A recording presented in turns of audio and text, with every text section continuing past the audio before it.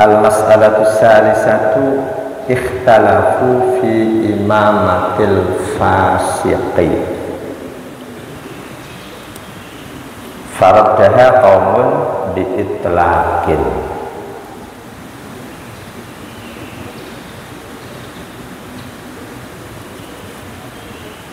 Tentang imamnya orang fasik.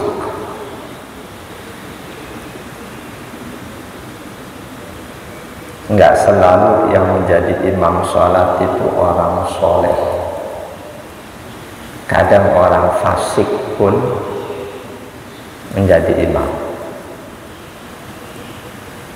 Terlebih dahulu perlu kita ketahui siapa yang disebut dengan fasik.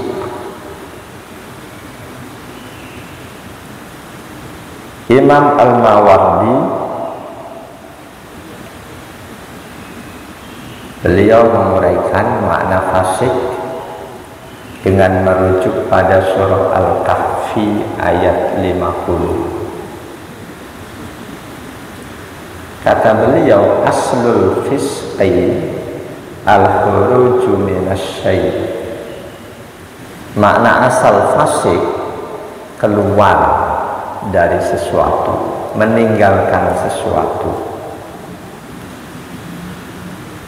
Di Al-Hajj 50, Al-Kahfi 50, wa idh qulna lil malaikati isjudu li adama fasajadu illa iblis kana minal jinni fafasaqa an amri rabbih. Ingatlah ketika kami perintahkan pada para malaikat dan jin pada saat itu, sujudlah kalian menghormati Adam. Semua malaikat sujud kecuali iblis. Karena minal jinni, iblis bagian dari jin. Fafasaqo, fasik diambil dari kata fasaqo. Fafasaqo an amri rabbi. Iblis keluar dari ketaatan terhadap Tuhannya. Makna fasik, mereka yang tidak taat kepada Allah. Wah, nggak taat kok jadi imam?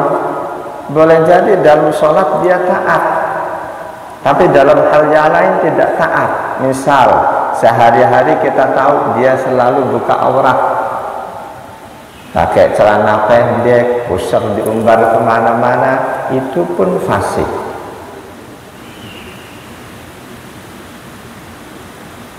Boleh jadi banyak di antara kita yang masih ada unsur kefasikannya, tapi karena tersembunyi dari orang lain sehingga kita tidak tahu.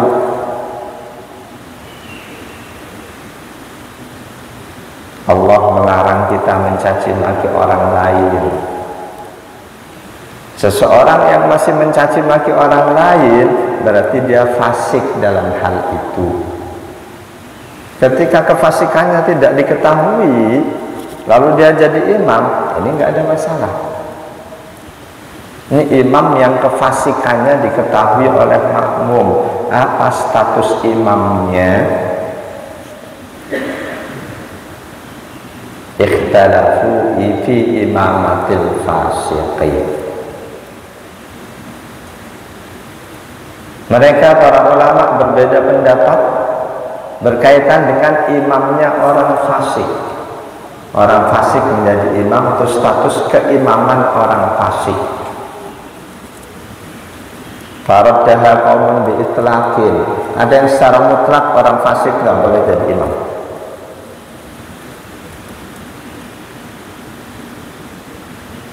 Secara mutlak fasik tidak boleh jadi imam. Kalau kita di KM, kita tahu seseorang bacaannya bagus, tapi dia fasik. Kalau ikut pandangan ini, ya jangan tunjuk jadi imam.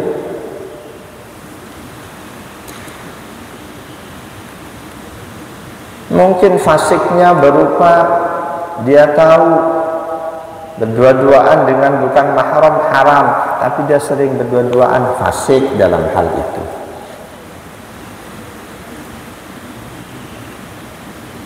Jadi sekelompok ulama mutlak nggak boleh jadi imam.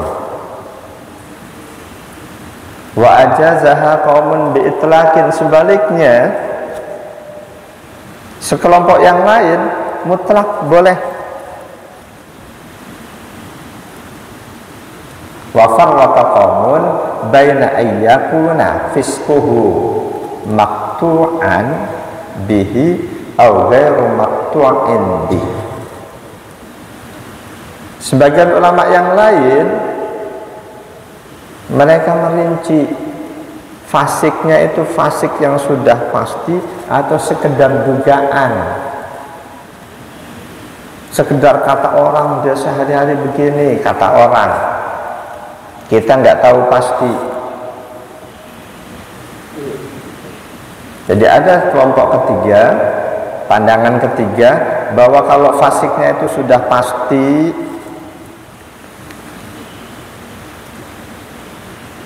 kita makmum sama dia. Begitu selesai kok, ini kan orang yang aku tahu di sana sehari-hari begini melakukan kefasikan. Nah, pendapat ketiga ini, ketika kita mengalami hal seperti itu, imam kita ke orang fasik, imam kita orang fasik, in kana fasquhu maqtu'an bihi a'ada sholatul musalli, kita dianjurkan untuk mengulangi sholat kita.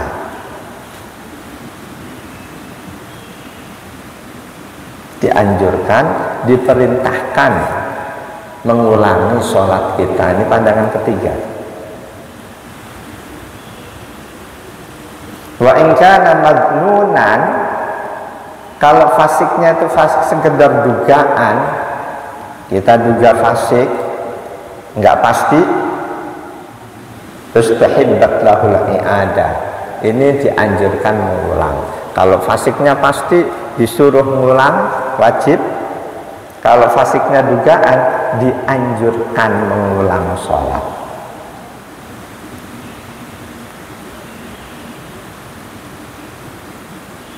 Pandangan keempat, wa minhum man farraqa baina ayyakuna fasquhu bi ta'wilin aw yakunu bi ghairi ta'wilin. Pandangan keempat, pandangan yang membedakan fasiknya itu fasik melanggar sesuatu yang bisa ditakwilkan, dan dia melanggar berdasarkan takwilan yang dia ikuti, atau tidak berdasarkan takwilan. Kita tahu ada hal-hal yang dilarang, tapi dilarangnya ini relatif.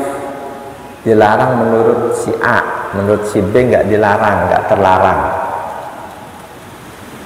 Misal nih, imam kita demen banget ikut tahlilan, padahal di tengah masyarakat ada saudara kita yang berpandangan tahlilan haram. Nah, dia yang demen tahlilan jadi imam, ini masuk kategori fasik atau tidak? Mungkin makmum yang berpandangan tahlilan itu nggak boleh, haram, kok si imamnya demen tahlilan, dia nggak mau makmum karena dia termasuk orang fasik.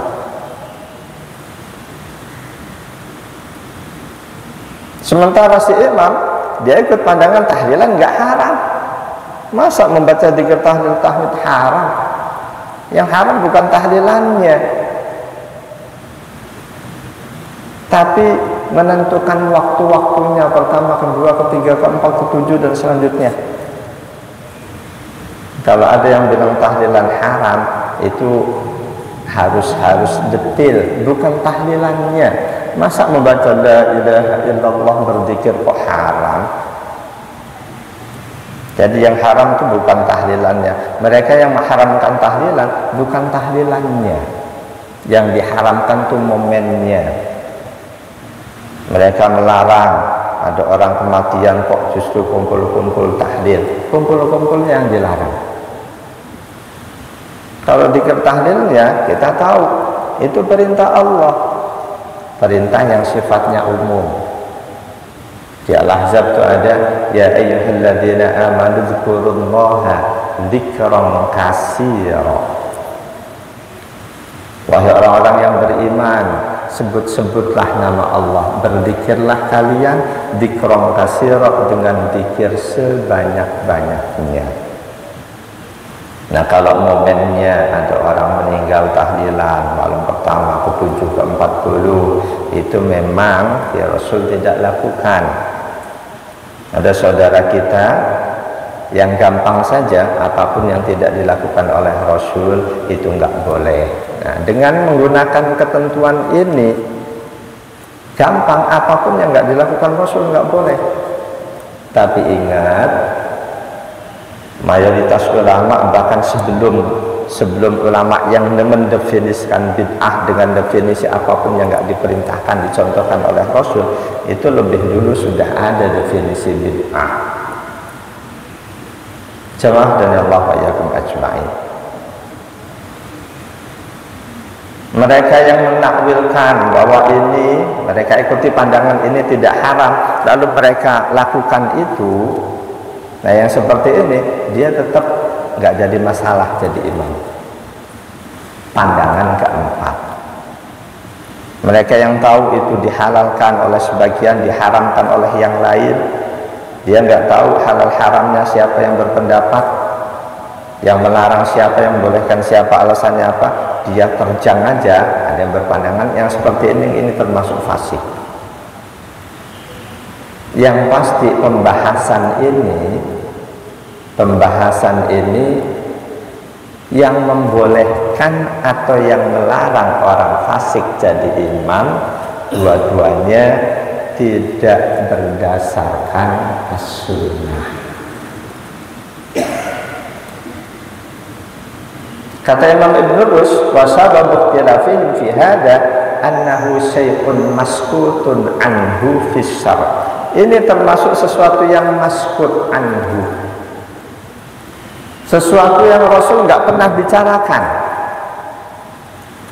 Rasul nggak pernah sampaikan, Rasul nggak pernah berikan larangan. Nah, dalam agama itu sesuatu ada yang ma'murun bih, yang diperintahkan oleh Rasul, otomatis ada yang harus kita jalankan, ada yang sebaiknya kita jalankan. Ada yang manhiyun anhu, dilarang oleh Rasul, otomatis sesuatu yang dilarang oleh Rasul ada yang sebaiknya kita tinggalkan, ada yang sebaiknya yang harus kita tinggalkan. Nah, yang tengah-tengah ini ulama usul mendefinisikan maskut, al-maskut anhu, sesuatu yang Rasul tidak perintahkan, Rasul tidak contohkan, tapi Rasul juga tidak melarang. Ini yang tengah-tengah nih, termasuk orang fasik jadi imam, nggak ada satupun hadis apakah dibolehkan atau dilarang, nggak ada hadis. Boleh jadi tidak adanya hadis karena saat itu nggak ada orang fasik. Kalau ada fasik, mungkin fasik yang tidak diketahui. Misal orang munafik, lebih dari fasik. Munafik Qur'annya bagus, orang lain nggak tahu kalau dia munafik, kafir pura-pura muslim, dia jadi imam, sangat boleh jadi. Jadi masalah orang fasik jadi imam ini masuk kategori al-maskut anhu, sesuatu yang tidak dibicarakan oleh Rasul, tidak ada perintah Rasul atau larangan Rasul. Di dalam masalah inilah khilafiyah itu sering terjadi. Ada saudara kita yang otomatis apapun yang tidak diperintahkan oleh Rasul, tidak dicontohkan, nggak boleh. Sebaliknya, mayoritas muslim tidak berkesimpulan seperti itu. Bahkan ada hal-hal yang tidak diperintahkan oleh Rasul yang justru wajib dilakukan. Ada hal-hal yang tidak dicontohkan oleh Rasul yang justru wajib dilakukan. seperti pembukuan Al-Quran, nggak ada perintah Rasul.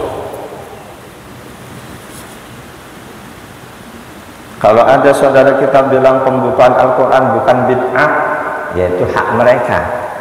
Tapi kalau kita telaah pembicaraan, percakapan, diskusi yang ada di antara para sahabat, pembukuan Al-Quran itu bid'ah dalam pandangan para sahabat. Itu baru pembukuannya, lebih-lebih pemberian harokat. Jadi kalau kita mau telaah hadis-hadis sahih, para sahabat pada mulanya, mungkin semua sahabat berpandangan pembukuan Al-Quran itu bid'ah. Sahabat pertama yang menyadari itu sekalipun bid'ah tapi wajib diperlukan, sahabat Umar bin Khattab. Beliau menyadari bahwa pembukuan Al-Quran bid'ah tapi sangat diperlukan. Kesadaran itu muncul ketika selesai perang Yamamah di masa kekhalifahan Abu Bakar As-Siddiq. Di momen peperangan itu banyak sahabat yang hafid Quran mati syahid. Umar bin Khattab merasa kalau nggak ada tindakan, kalau nggak ada kebijakan dari pemerintah, ini Quran bisa dalam bahaya.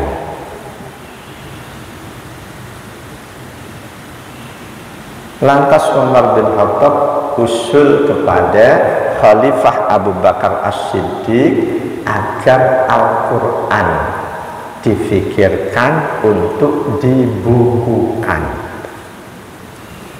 diperbanyak dan lalu disebarkan. Bahwa para sahabat berkesimpulan pembukuan Al-Quran bid'ah tergambarkan dari ucapan sahabat Abu Bakar As-Siddiq ketika mendapati usulan untuk membukukan Al-Quran. Dalam Sahih Bukhari itu ada percakapannya, diskusinya, atau bahkan perdebatan antara para sahabat.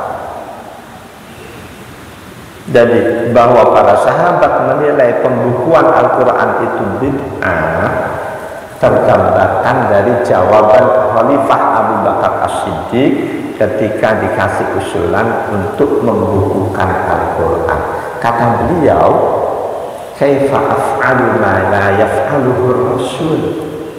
Bagaimana mungkin aku melakukan sesuatu yang tidak dilakukan oleh Rasul? Karena itu Abu Bakar As-Siddiq tidak langsung terima usulan itu, karena beliau menyadari pembukaan Al-Quran tidak dilakukan oleh Rasul dan tidak ada perintah oleh Rasul, perintah dari Rasul. Tapi Umar bin Khattab tidak putus asa. Beliau yakin ini memang nggak dilakukan Rasul, tapi ini sangat perlu. Usulan terus diberikan.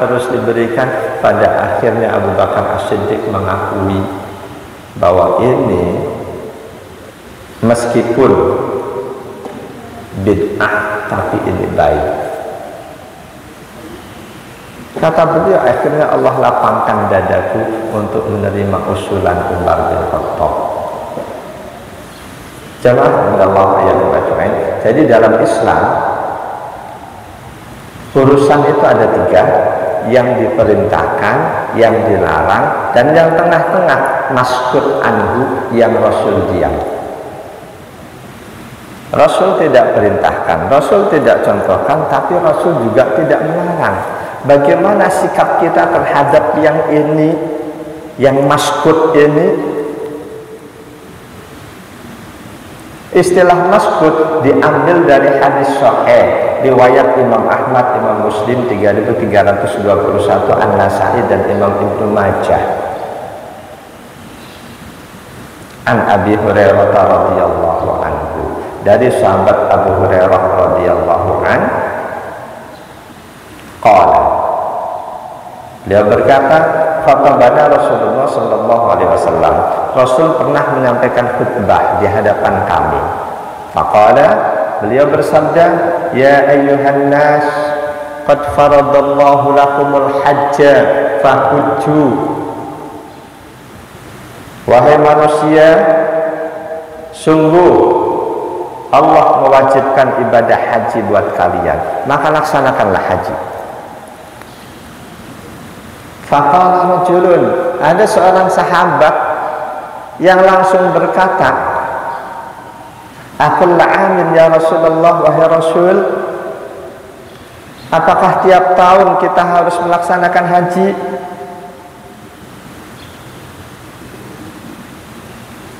Fasakata.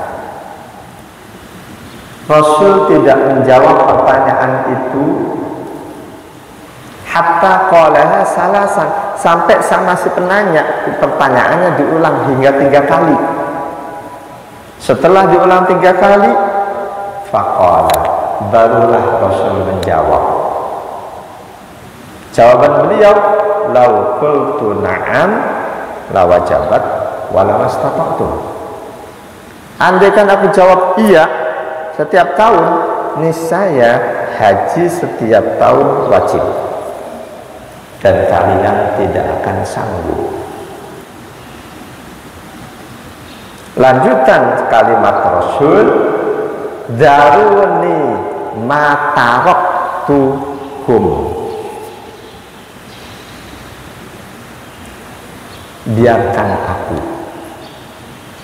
jangan kalian desak aku untuk hal-hal yang aku tinggalkan,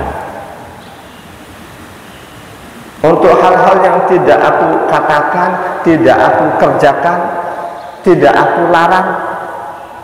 Jangan desak aku. Fa inna ma halaka man qablakum man kana qablakum bi kasrati su'alihim wa ikhtilafihim ala anbiya'ihim.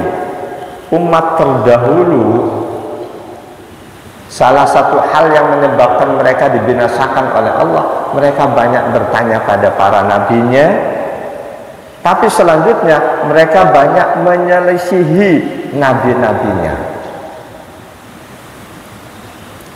Di kalimat berikutnya, fa idza amartukum bisyai'in, jika aku perintahkan kalian mengerjakan sesuatu, fa'tu minhu mastata'tum, kerjakan semampu kalian. Nggak usah nanya haji apa tiap tahun, kalau kalian mampu tiap tahun laksanain. Kalian mampu zikir 1.000.000 kali, laksanain.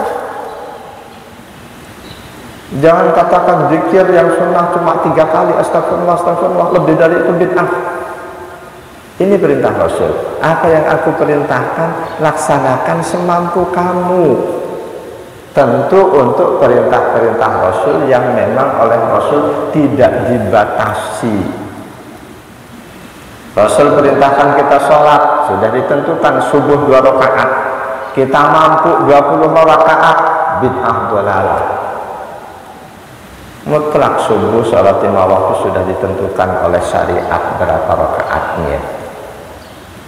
Untuk zikir tadi, uzkurullaha dzikran katsira. Bahkan yang umum kita zikir subhanallah, subhanallah, subhanallah berapa kali? Kita semua tahu 33 kali, tapi itu bukan satu-satunya riwayat. Ada riwayat sahih 12 kali. Alhamdulillah, alhamdulillah, 12 kali. Tapi karena yang 12 ini walaupun sahih, hampir nggak ada yang mempraktekkan, yakin kalau umat ditanya selesai sholat subhanallah berapa kali, jawabannya 33. Kalau ada yang jawab 12, pasti oh salah kamu. Jadi walaupun sunnah sahih, ketika jarang dipraktekkan umat, biasanya umat akan berkesimpulan itu nggak ada, yang ada ini.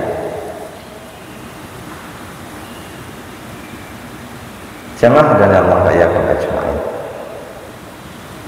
Wa idza nahaitukum an syai'in, jika aku larang kalian mengerjakan sesuatu, fadfa'u, maka tinggalkan. Fada'u, tinggalkan itu. Apa yang diperintahkan Rasul, kerjakan. Yang dilarang Rasul, tinggalkan. Yang tengah-tengah nih, matruk.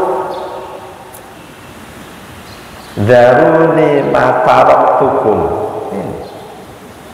Jadi mereka yang ambil kesimpulan apapun yang matruk, yang Rasul nggak contohkan, Rasul nggak perintahkan, Rasul nggak larang, itu nggak boleh. Itu kesimpulan yang terlalu sederhana. Contohnya haji 2 kali. Haji pertama udah, tahun berikutnya haji lagi. Apa hukumnya? Itu termasuk hal yang makruh. Rasul nggak contohkan haji 2 kali, Rasul nggak perintahkan, tapi Rasul juga nggak melarang. Apa itu nggak boleh? Relatif. Bisa nggak boleh, bisa boleh. Mereka yang bilang nggak boleh haji kedua, bid'ah. Dia lupa. Fa'idha amartukum bisai'in. Jika aku perintahkan kalian mengerjakan sesuatu, fa'tu minhu mastata'tum, kerjakan semampu kalian. Haji mau tiap tahun, kalau mampu ya silahkan. Walaupun memang dalam melaksanakan perintah Allah, kita tidak boleh memperturutkan hawa nafsu. Salah seorang ulama hadis kita, Syekh Profesor Dr. Ali Mustafa Yaakob, beliau menulis satu buku yang boleh jadi saudara kita pengelola KBIH akan marah dengan buku itu. Judulnya Haji Panggilan Setan.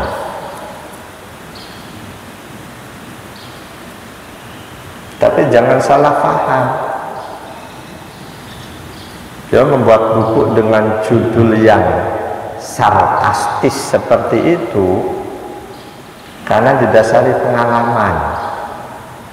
Banyak orang-orang yang beliau temui, orang itu kaya, haji bolak-balik, padahal nggak jauh dari rumahnya banyak orang yang kelaparan, banyak masjid yang buntu direnovasi dan lain sebagainya.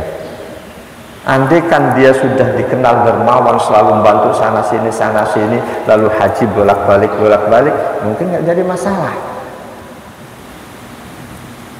Tetangga saya di sini pun ada, dia nabung dibela-belain demi umroh lagi, padahal tetangganya banyak yang makan kesulitan. Ini kalau kita rasa, kita raba, dia berangkat umroh bolak-balik karena nafsu atau karena iman. Kalau karena iman, menyantuni orang yang kelaparan lebih utama dibanding umroh bolak-balik.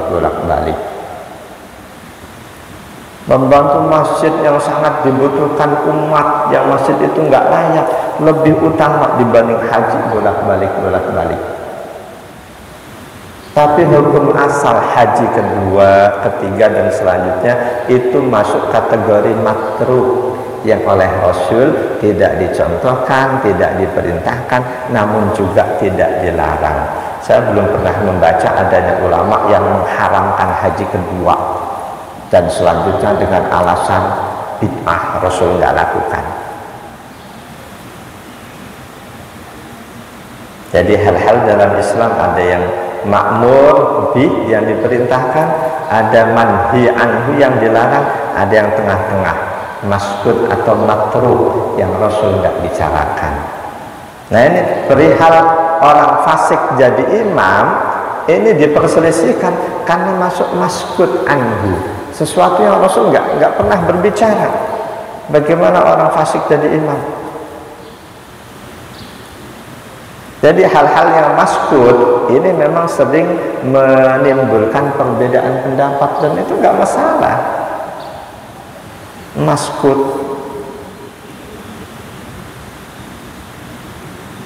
wong yang ada dalilnya aja masih diperselisihkan, apalagi nggak ada dalilnya.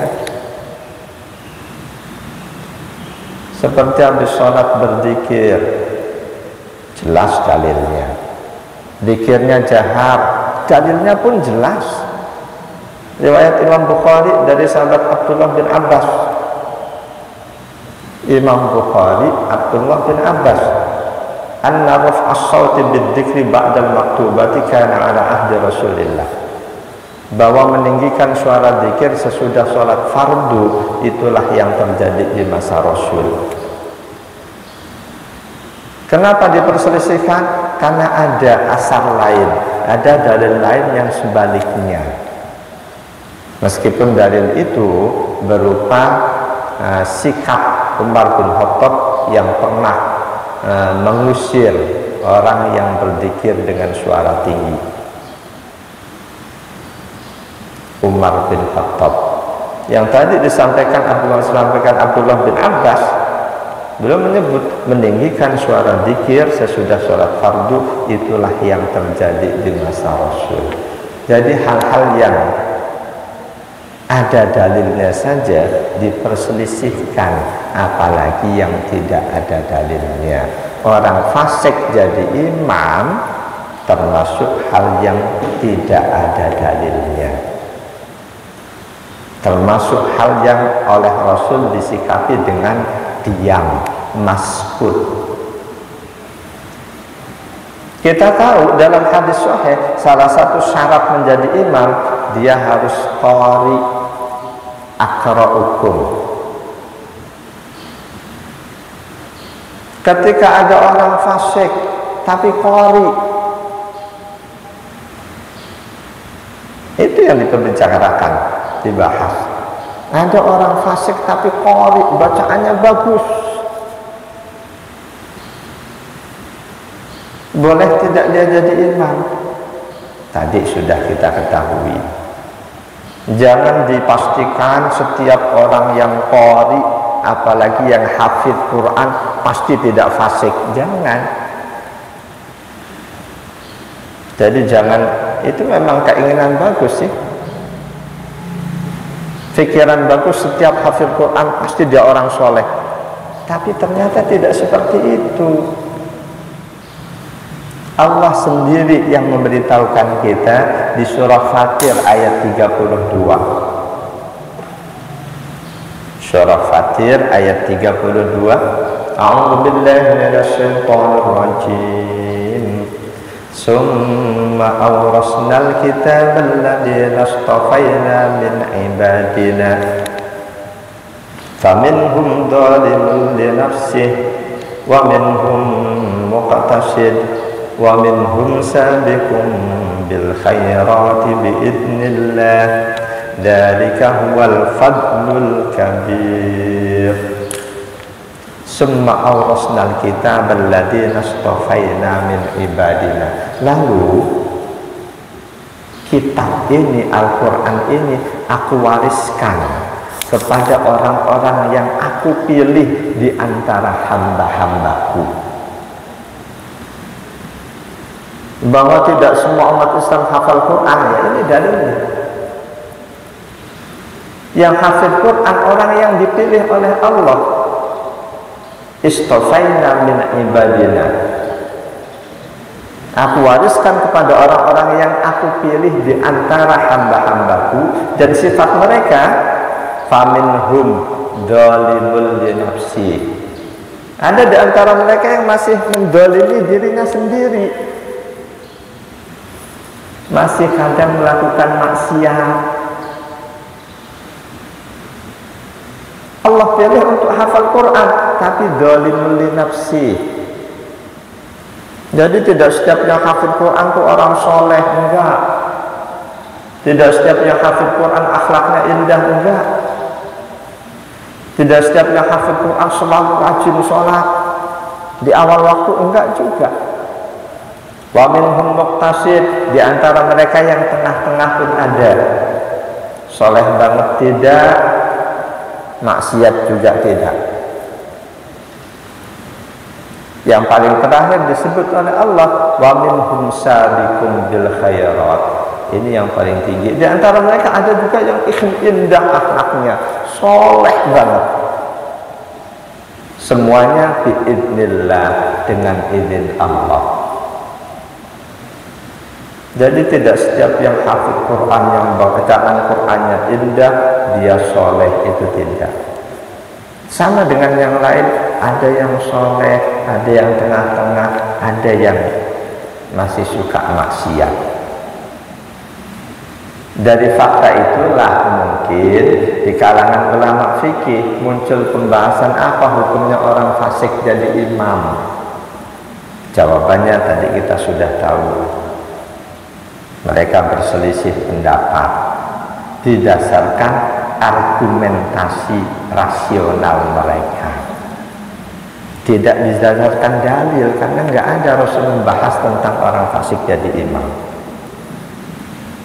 Faman ra'a anna al-fisqa lamma kana la yubtilu sihhata sholati wa lam yakun yahtajul ma'mumu min imamihi illa sihhata sholati faqat ajaza imamatul fasik. Orang yang melihat dalam sholat yang dituntut itu sahnya sholat, walaupun dia fasik, ketika sholatnya masuk kategori sah, sah juga buat makmumnya. Ini pandangan pertama. Dia mabuk tadi sebelum sholat,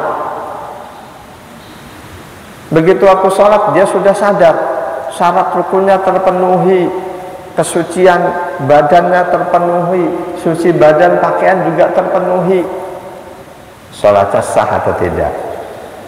Sah. Nah, pandangan pertama, siapapun yang sholatnya sah, dia boleh jadi imam.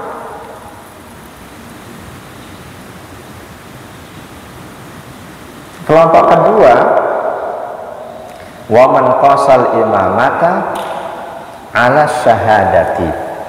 Orang yang melihat bahwa status menjadi imam itu sama dengan status menjadi saksi. Syarat menjadi saksi, syarat paling pertama di samping dia harus muslim, syarat keduanya dia harus adil. Makna adil, dia selalu melaksanakan perintah Allah, meninggalkan larangannya. Ini makna adil dalam persaksian. Ketika ada orang maksiat jadi saksi, nggak sah. Orang maksiat jadi saksi, nggak sah. Nah, ini pandangan kedua. Jadi imam sama dengan menjadi saksi. Ketika dia masih suka maksiat, fasik, nggak sah imamnya, walaupun sholatnya sah.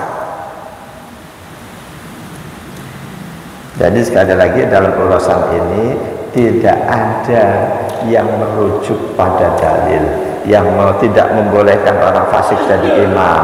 Tidak ada dalil naklinya.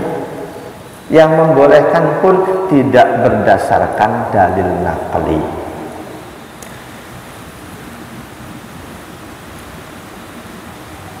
Argumen yang ketiga, wa minhum man farraqa baina ayyakuna fasquhu fi syuruti sihhati shalah aw fi umurin kharijatin anis shalah. Ada yang melihat fasiknya itu berhubungan dengan syarat sahnya sholat atau tidak. Ketika fasiknya berhubungan dengan syarat sahnya sholat, mutlak nggak boleh. Fasiknya berhubungan dengan syarat sahnya sholat. Syarat sahnya sholat tutup aurat, dia fasik pakai pakaian yang tidak tutup aurat, ya otomatis mutlak nggak boleh. Sholatnya nggak sah, nggak boleh kita makmumi. Bisa jadi juga sholatnya sah, tapi nggak boleh kita jadi makmum. Mereka yang auratnya terbuka tapi nggak sadar, apakah celananya sarungnya ada yang bolong, tapi dia nggak sadar itu, dianya sah sholatnya. Kita yang melihat nggak sah makmum sama dia. Jadi rasio pandangan yang ketiga ini, pemikirannya, dasar pemikirannya, ketika fasiknya itu berhubungan dengan syarat sahnya sholat, maka tidak boleh dijadikan imam. Tapi kalau fasiknya tidak berhubungan dengan syarat sahnya sholat, boleh-boleh saja jadi imam. Syarat dasarnya bacaannya harus baik, harus benar. Jadi kalau dikembalikan ke hadis, hadisnya yang umum, ya ummul qauma aqra'uhum. Yang jadi imam itu yang paling baik bacaannya. Udah, Rasul nggak sebut-sebut akhlaknya paling indah, penerapan syariat kesehariannya paling sempurna. Rasul nggak sebutkan itu. Yang paling baik bacaannya. Ketika yang paling baik ternyata sehari-harinya doyan teler, nggak ada di hadis, nggak disebut. Sama halnya dengan hadis lain, sallu khalfa man qala la ilaha illallah. Bermakmumlah kalian kepada siapapun, yang penting dia muslim, dia baca la ilaha illallah. Ini hadis-hadis umum. Ketika ada hadis yang mentaksis, maka hadis yang mentaksis itu yang dipegang. Hadis yang ini, bermakmumlah kalian kepada orang yang membaca la ilaha illallah. Atau bisa juga dimaknai, sholatkanlah orang yang membaca la ilaha illallah. Sholatlah kalian di belakang orang yang membaca la ilaha illallah. Tapi ini umum, ditaksis dengan hadis tadi, yang berhak jadi imam yang paling baik bacaannya. Jadi tidak setiap muslim berhak jadi imam.